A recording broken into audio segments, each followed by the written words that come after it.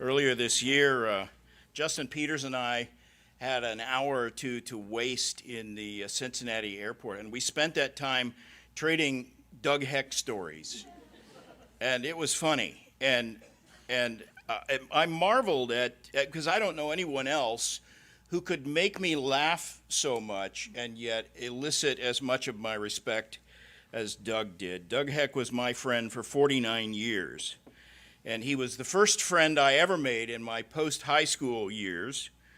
And he was a treasured friend. From the day we met in 1972, he was the kind of friend that's described in Proverbs 18:24, who sticks closer than a brother. Doug was a very easy person to be friends with. In fact, I don't know anyone who knew Doug well who didn't really like him. He had a large heart. He was generous, compassionate, and uniquely unselfish. He wasn't prone to arrogance or envy or judgmentalism. He was thoughtful and understanding and helpful. He was like Barnabas in the New Testament, a true son of encouragement. And you might not know any of those things about Doug if you only knew him superficially, because he didn't wear his piety on his sleeve like the broad phylactery of a Pharisee, but he was a truly gentle soul, and he cloaked all of that softer side behind a twisted comedic front. And I loved his sense of humor, but it wasn't subtle, and it wasn't mellow, and it wasn't delicate. It was always bold and edgy, and sometimes a little awkward. We would be walking into a crowded room, or once a department store I'm walking into with him, and he would stand in the door and shout as loud as he could, "Hey, everybody, I'm here!" And then he would back away so that everyone would think I was the one announcing my entrance. And as you've seen, Doug was not easily embarrassed, but I think he took a kind of perverse delight in seeing other people get embarrassed. And that crazy sense of humor might have been the first thing some of you noticed about Doug. When my sister met Doug for the first time, her comment to me was, "You have some really bizarre friends." Susan said of Doug, he's unusual. I would use the word extraordinary. Doug was not a boring or a grim personality. He was entertaining. He was full of fun. More than that, he was insightful and clever and just a delight to be with. And in fact, once you got past Doug's goofy comedic veneer and plugged into his amazingly fertile mind, he excelled as a counselor and an encourager and a motivating force. Doug loved people.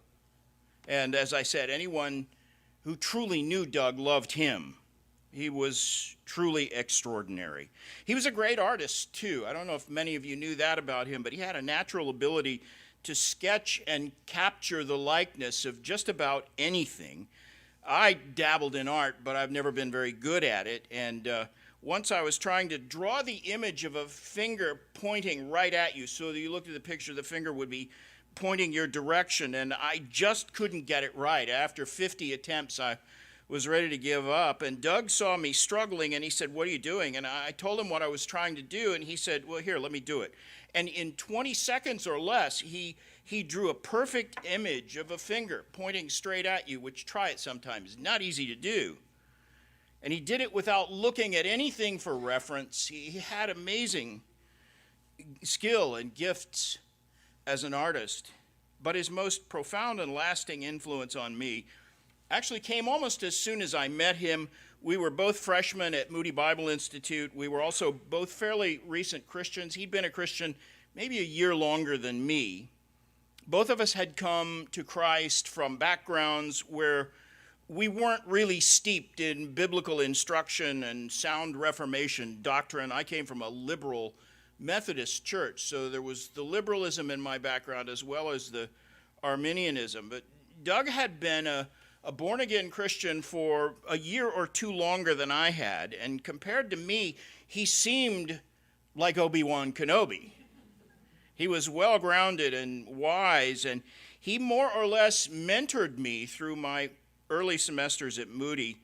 I really do believe that I learned more from Doug Heck in my first year at Moody than from all of my professors combined. And they were good teachers. That's not to run them down. That's to just try to give you some perspective on how much of an influence Doug was on me and my thinking. I honestly don't know what my experience would have been without Doug's influence, but I'm pretty sure it wouldn't have been very good. He was the first person who seriously challenged my resistance to the truth that God is sovereign even over the human will. If not for Doug, I might have become a militant Arminian. But he was the human instrument the Lord used to teach me better, and the Lord used him in a profoundly lasting way to teach me the value of sound doctrine and expository preaching and Bible memory, and I owe Doug a profound debt. One of the greatest summers of my life was the summer between semesters in 1973. Both Doug and I stayed in Chicago between semesters. He had a job as the night guard on the security desk at the main entrance of Moody Bible Institute. I don't know who decided he'd be a good person to entrust the security of Moody Bible Institute to, but they did. And every night I would join him in the security office around midnight or 1 a.m., and we would order a Chicago-style deep dish pizza from some downscale bargain basement all-night storefront delivery place, and a guy in a station wagon would come by with our pizza, and we'd do the same thing every night and regret it every morning, but we'd do it again the next night anyway.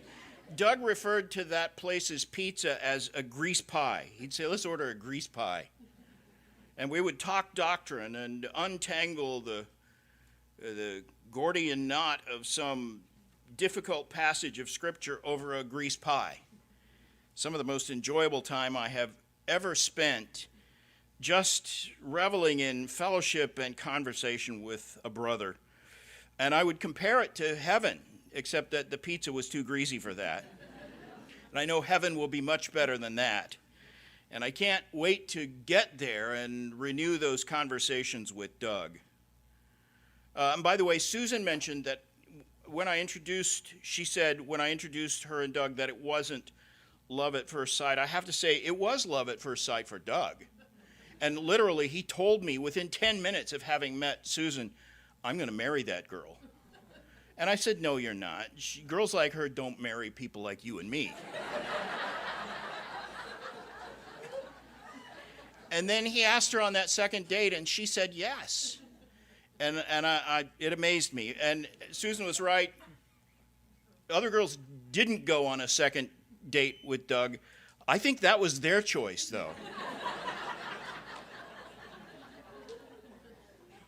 Not very long ago, Doug said that he wanted me to speak at his funeral when he died.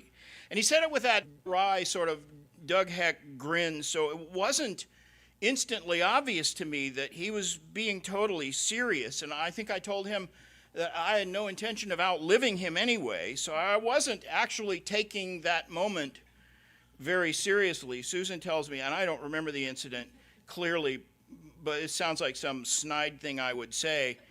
I said, yeah, I'd come from anywhere to put you in the ground. And so he was counting on this.